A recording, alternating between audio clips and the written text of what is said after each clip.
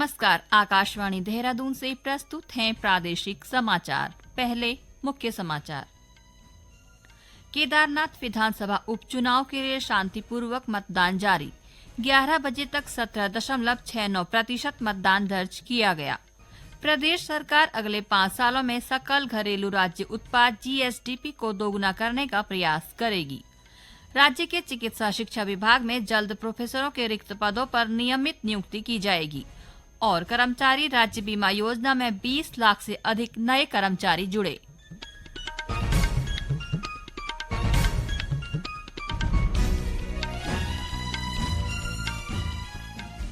दोपहर समाचारों के साथ मैं नीता कांडपाल और अब समाचार विस्तार से। केदारनाथ विधानसभा उपचुनाव के लिए शांतिपूर्वक मतदान जारी है। अंतिम जानकारी मिलने तक 17.69% मतदान दर्ज किया गया है। विधानसभा क्षेत्र के 173 मतदान केंद्रों में से 130 केंद्रों में सीसीटीवी के जरिए वेबकास्टिंग की जा रही है। साथ ही निर्वाचन प्रक्रिया के इस्तेमाल हो रही 205 गाड़ियों में जीपीएस भी लगाए गए हैं ताकि इनकी गतिविधियों पर पूरी नजर रखी जा सके।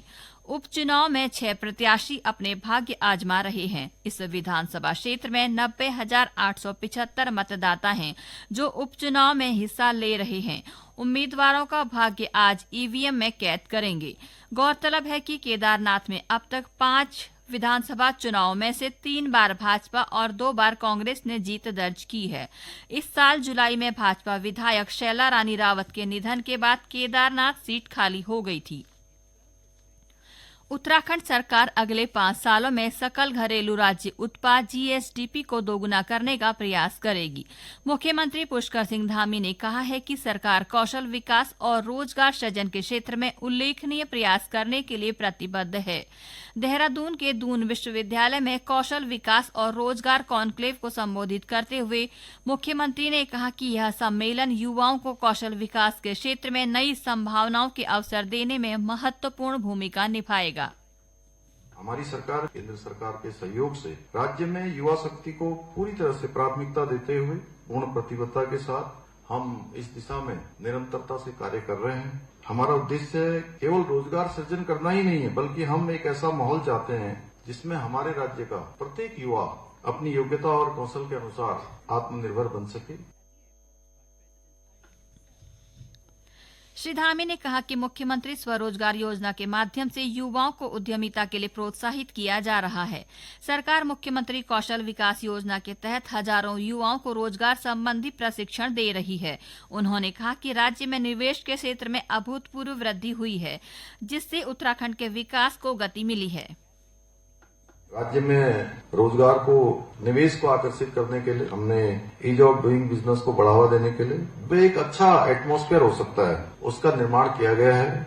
और इसकी पूर्ति के लिए हमने पिछले वर्ष इन्वेस्टर समिट का आयोजन किया था और उस इन्वेस्टर समिट के आयोजन से पहले हमने लगभग 30 के लगभग हमने नई नीतियों को हमने प्रचलन में लाए थे। और उसके पीछे हेतु यही था कि लोगों के साथ बात करके, उनके साथ संवाद करके, उनके विचारों को लेकर कि किस प्रकार से अधिक हम इन्वेस्टमेंट ला सकते हैं और इन्वेस्टमेंट के साथ साथ कैसे अधिक से अधिक रोजगारों का सृजन हो सकता है। मुझे खुशी है कि इस कदम से हमारे बहुत सारे सकारात्मक परिणाम हमको दिखाई दिए। कौशल विकास और रोजगार कॉन्क्लेव में विभिन्न सत्रों का आयोजन किया जाएगा।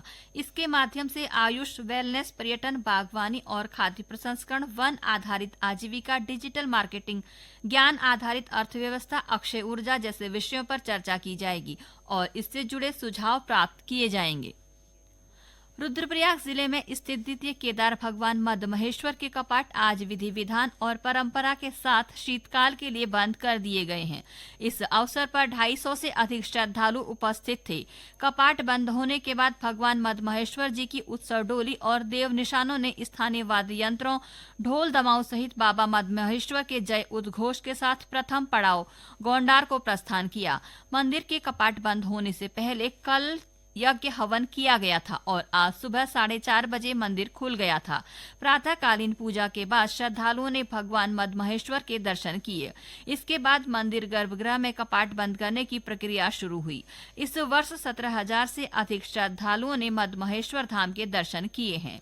गौरतलब है कि भगवान मद्महेश्वर की चल विग्रह उत्सव डोली आज गोंडार में रात्रि विश्राम के बाद कल रांकेश्वरी मंदिर में प्रवास करेगी। 22 नवंबर को डोली गिरिया जाएगी और 23 नवंबर को भगवान मद्महेश्वर की चल विग्रह डोली अपने देव निशानों के साथ शीतकालीन गद्दी स्थल ओंकारेश्वर मंदिर ऊखीमठ में विराजमान हो जाएगी। खेल महाकुंभ में राज्य स्तर पर उत्कृष्ट प्रदर्शन करने वाले प्रतिभागियों को सरकारी नौकरी में वरीयता दी जाएगी। इसके लिए विभागीय स्तर पर प्रस्ताव तैयार कर लिया गया है। जल्द इसे लागू कर दिया जाएगा। खेल एवं युवा कल्याण मंत्री रेखा आर्या ने देहरादून में जिला स्तरीय खेल महाकुंभ के उद्घाटन के अवसर पर यह बात कही। इस दौरान उन्होंने प्रतिभागियों से बातचीत की और उनकी उपलब्धियों व भविष्य की योजनाओं के बारे में जाना। ये समाचार आकाशवाणी के देहरादून केंद्र से प्रसारित किए जा रहे हैं। ताज़ा समाचार के लिए आप हमारे सोशल मीडिया एक्स व Facebook page Akashvani news Uttarakhand को फॉलो कर सकते हैं। साथ ही ये समाचार हमारे YouTube channel Akashvani news Uttarakhand पर भी उपलब्ध हैं। प्रदेश में चिकित्सा शिक्षा विभाग में जल्द ही 53 प्रोफेसर, 103 एसोसिएट प्रोफेसर और 440 असिस्टेंट प्रोफेसरों के रिक्त पदों पर नियमित नियुक्ति की जाएगी। इसके साथ ही संविदा पर कार्यरत शिक्षकों के वेतनमान में भी बढ़ोतरी की जाएगी ताकि मेडिकल कॉलेजों में फैकल्टी की कमी को पूरा किया जा सके। दून मेडिकल कॉलेज में आयोजित चरक शपथ ग्रहण समारोह को संबोधित करते हुए प्रदेश के स्वास्थ्य मंत्री डॉक्टर धन सिंह रावत ने यह बात कही। इस अवसर पर उन्होंने कहा कि चिकित्सा पेशे का मूल उद्देश्य जनसेवा होना चाहिए। स्वास्थ्य सेवाओं के विकास पर जोर देते हुए डॉक्टर रावत ने कहा कि सरकार सभी मेडिकल कॉलेजों में ढांचागत व्यवस्था के साथ ही आधुनिक चिकित्सकीय उपकरणों की व्यवस्था कर रही है। इसके अलावा कॉलेजों में पर्याप्त फैकल्टी, पैरामेडिकल स्टाफ और तकनीकी स्टाफ की भी तैनाती की जा रही है, जिससे एमबीबीएस छात्रों को हर प्रकार की सुविधा मिल सके। डॉक्टर रावत ने जोर देते हुए कहा कि सरकार का लक्ष्य अगले 2 वर्षों में राज्य के सभी मेडिकल कॉलेजों में पीजी की 100 सीटें स्वीकृत करना है। इसके लिए राष्ट्रीय चिकित्सा आयोग को समय समय पर प्रस्ताव भेजे जा रहे हैं। केंद्र सरकार ने कहा कि इस वर्ष सितंबर में कर्मचारी राज्य बीमा योजना के अंतर्गत 20,58,000 नए कर्मचारियों को पंजीकृत किया गया है।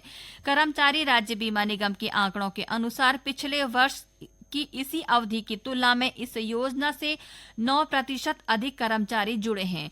कुल कर्मचारियों में से लगभग 49% कर्मचारी 25 वर्ष की आयु वर्ग के हैं।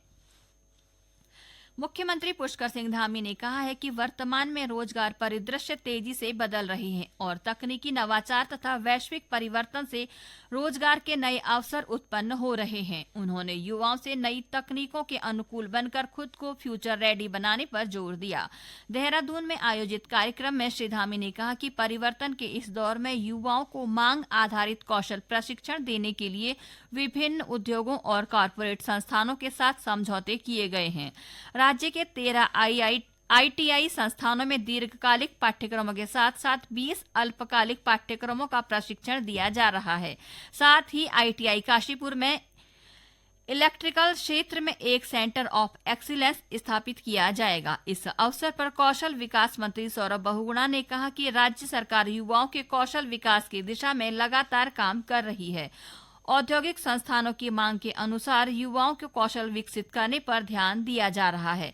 उन्होंने कहा कि युवाओं और महिलाओं के कौशल विकास के लिए लघु अवधि के पाठ्यक्रम भी नियमित कराए जा रहे हैं। हरिद्वार के जिला जज प्रशांत जोशी ने उप कारागार रुड़की का निरीक्षण किया। इस दौरान उन्होंने जेल में बंदियों से मुलाकात की। उन्होंने बंदियों से जेल में भोजन और स्वास्थ्य सुविधाओं, नियमानुसार सरकारी वकील की उपलब्धता, कोर्ट में पेशी, दूरभाष पर पारिवारिक व्यक्तियों से होने वाली बातचीत सहित विभिन्न विषयों पर जानकारी ली। जज ने बंदियों की समस्या पर जिला विधिक सेवा प्राधिकरण के सचिव को आवश्यक निर्देश भी दिए। यात्रियों की सुगम यात्रा सुनिश्चित करने के लिए इस महीने के अंत तक 370 से अधिक रेलगाड़ियों में करीब 1000 नए जनरल कोच जोड़े जाएंगे। रेलवे बोर्ड में सूचना प्रसार के कार्यकारी निदेशक दिलीप कुमार ने नई दिल्ली में मीडिया से बात करते हुए कहा कि रेलवे ने सभी महत्वपूर्ण रेलगाड़ियों में नए कोच जोड़ने का फैसला किया है।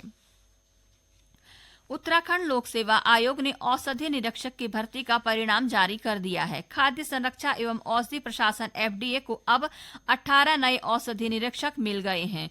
गौरतलब है कि नकली और निम्न गुणवत्ता वाली दवाओं पर नकेल कसने की जिम्मेदारी खाद्य संरक्षा एवं औषधि प्रशासन की है। 200 मेडिकल स्टोर और 50 फार्मा कंपनियों पर एक औषधि निरीक्षक का मानक है। अंत में मुख्य समाचार एक बार फिर।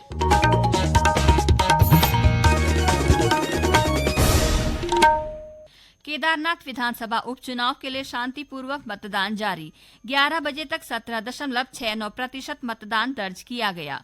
प्रदेश सरकार अगले 5 सालों में सकल घरेलू राज्य उत्पाद GSDP को दोगुना करने का प्रयास करेगी। राज्य के चिकित्सा शिक्षा विभाग में जल्द प्रोफेसरों के रिक्त पदों पर नियमित नियुक्ति की जाएगी और कर्मचारी राज्य बीमा योजना में 20 लाख से अधिक नए कर्मचारी जुड़े। इसके साथ ही प्रादेशिक समाचारों का ये अंक समाप्त हुआ। नमस्कार।